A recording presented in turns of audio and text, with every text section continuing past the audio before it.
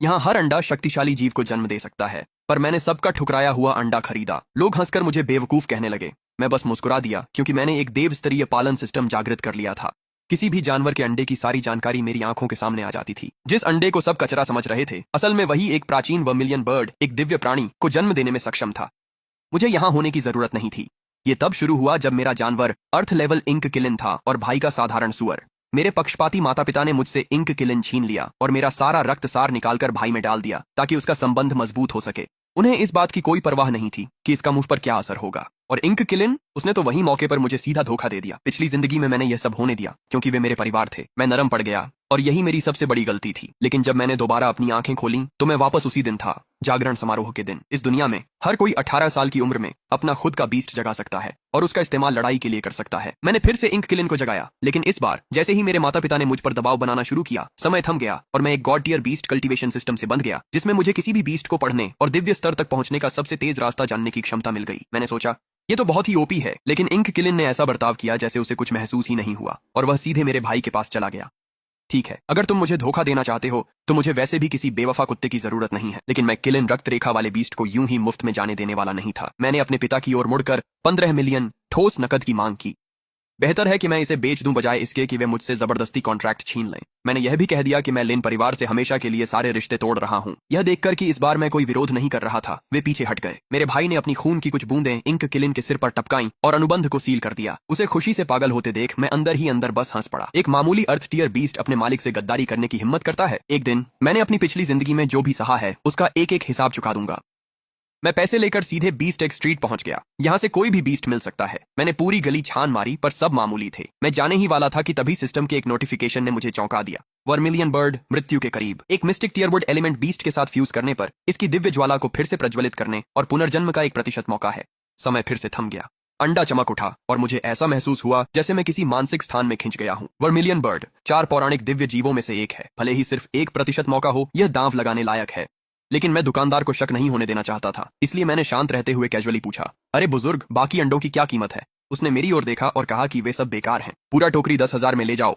उसने तो एक मरने के कगार पर पहुंचा मिस्टिक टियरवुड बीस्ट भी मुफ्त में दे दिया। आसपास के लोग मुझ पर हंसने लगे, मुझे बेवकूफ कहने लगे कि मैंने 10,000 रुपए कचरे पर उड़ा दिए। इसे वे नवसिखिए का टैक्स कह रहे थे, लेकिन सिर्फ मैं जानता था कि यह वर्मिलियन बर्ड का अंडा मेरी देवता बनने की राह का पहला कदम है। घर पहुंचते ही मैंने अपना खून उस अंडे में टपका दिया।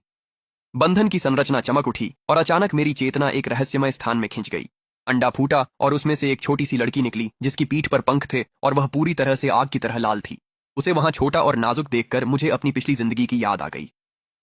उसी वक्त मैंने कसम खाई कि मैं उसे अपने जैसा नहीं होने दूंगा। ऐसा लगा जैसे उसने कुछ महसूस किया और धीरे धीरे मेरी ओर देखने लगी। मैंने फ्यूजन शुरू करने के लिए सिस्टम को सक्रिय किया। इसी बीच लिंजो सिटी के प्रभु सू जान ने अचानक अपने सीने में एक उफान महसूस किया। वह मुड़ा और देखा कि शहर के भीतर से एक विशाल ऊर्जा स्तंभ ऊपर की ओर जा रहा है। उसके आदमियों ने बताया कि ऊर्जा स्तर असीमित है, जो किसी भी पृथ्वी स्तरीय दैत्य से कहीं ज्यादा है। नगर प्रमुख समझ गए कि यह स्वर्ग स्तरीय दैत्य का संकेत है। उन्होंने गश्ती दलों को पूरे शहर की तलाशी लेकर उस दैत्य को ढूंढने का आदेश दिया, क्योंकि 3 महीने में 5 शहरों की प्रतियोगिता होने वाली थी। अगर लिंजू फिर से आखिरी आया तो उन्हें पदावनत कर दिया जाएगा, संसाधन आधे कर दिए जाएंगे और मूल रूप से वे किसी और की कठपुतली राज्य बन जाएंगे। ये स्वर्ग स्तरीय दैत्य शायद उनकी वापसी का एकमात्र मौका हो सकता है। मेरी तरफ मैं अविश्वास में उस छोटे से पक्षी को घूर रहा था। मैंने सच में वह 1% हासिल कर लिया था। सिस्टम ने वर्मिलियन बर्ड के पूरे विकास पथ को दिखा दिया। अधिकतम स्तर दिव्य श्रेणी की नानमिंग लाइफी वर्मिलियन बर्ड। मैंने सोचा कि क्यों ना उसे एक नाम दे दूं। उसके छोटे से शरीर को देखकर नाम रखा लिटिल चिक। उसे यह नाम बिल्कुल पसंद नहीं आया, तो मैं हंसा और नाम बदलकर लिटिल यू रख दिया। फिर मैंने सिस्टम से उसके लिए सबसे तेज लेवलिंग का रास्ता तय करवाया। हम ब्लैकस्टोन पर्वतों की ओर गए, जो अग्नि और जीवन ऊर्जा से भरे हुए थे। अपनी निर्वाण ज्वाला से उसने वहां के हर राक्षस को पल भर में खत्म कर दिया। और मैं इतनी जल्दी क्यों कर रहा था? 2 हफ्तों में लिंजू सिटी की वार्षिक न्यू बीस्ट मास्टर टूर्नामेंट शुरू होने वाली थी। पहला इनाम earth tier earth core fire lotus मेरी बीस्ट के लिए एकदम उपयुक्त था। हैरानी की बात यह थी कि मेरा भाई लिन हाओ मेरी इंक चिलिन पर सवार होकर टूर्नामेंट का फेवरेट बन चुका था और सब उसकी तारीफ कर रहे थे। ये सब उसी पर टिका था जो मैंने उसे दिया था। मैं रजिस्ट्रेशन कराने गया, पर याद आया कि मैंने अपनी बीस्ट को कभी रजिस्टर नहीं कराया था। जब मैंने वहीं पर उसे बुलाया तो 2 अजनबी प्रतियोगी बकवास करने लगे।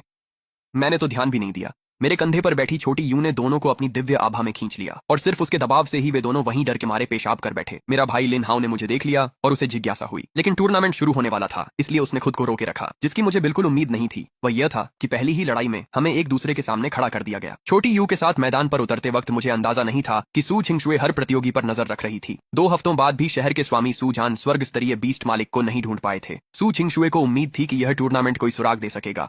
मेरे प्रतिद्वंद्वी का बीस्ट एक मिस्टिक टियर रैंक 6 अर्थ स्प्लिटर था। उसके सामने छोटी यू ने तो हिलना भी जरूरी नहीं समझा। सिर्फ एक घूरने पर उसने उसके बीस्ट को अपनी दिव्य जगह में खींच लिया।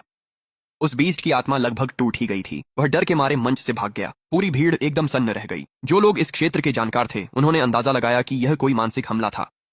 लिन हाओ ने यह सब देखा और सोचा कि मैं बस दिखावा कर रहा हूं। उसे इंक चिलिन की रक्त रेखा पर पूरा भरोसा था और वह मुझसे बिल्कुल भी नहीं डरता था। लेकिन वीआईपी बॉक्स में सू छिंगशुए अचानक खड़ी हो गई।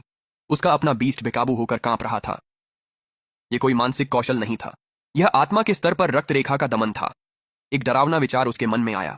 उसका बीस्ट पृथ्वी स्तर के सबसे शक्तिशाली बीस्ट्स में से एक था। छोटी यू और मैंने हर राउंड में जीत हासिल की। लिन हाओ ने भी मेरे इंक चिलिन के साथ यही किया, लेकिन भीड़ अभी भी मुझे असली दावेदार नहीं मान रही थी। मेरी सारी जीतें मानसिक हमलों जैसी लग रही थीं। मैं मैदान पर बिना किसी चिंता के गया, तैयार था यह दिखाने के लिए कि हम असल में क्या कर सकते हैं। मुझे लगा था कि मैं अपना बदला लेने वाला हूं, लेकिन मैंने इस परिवार की औकात को ज्यादा समझ लिया था।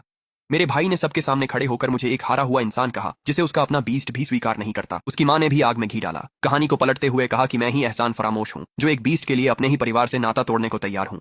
छोटी यूं तुरंत मेरे सामने उड़कर आई और अपने पंखों से मुझे ढक लिया। इस बार एहसास कुछ अलग था। चाहे सारी दुनिया मेरे खिलाफ हो जाए, कम से कम इस बार मैं अकेला नहीं हूँ। फिर लिन हाओ ने सबके सामने एक शर्त रखी। अगर वह हार गया तो वह इंक चिलिन मुझे वापस कर देगा। अगर मैं हार गया तो छोटी यू उसकी हो जाएगी। मैंने बिना किसी हिचकिचाहट के हाँ कह दिया। शर्त तय हो गई है। अब मैं घोषणा करता हूँ कि Linzhou city new beast master tournament का फाइनल आधिकारिक रूप से शुरू हो चुका है। तू हारने वाला है। मर जा कचरा। शैडो चिलिन क्लो। चिलिन रक्त रेखा।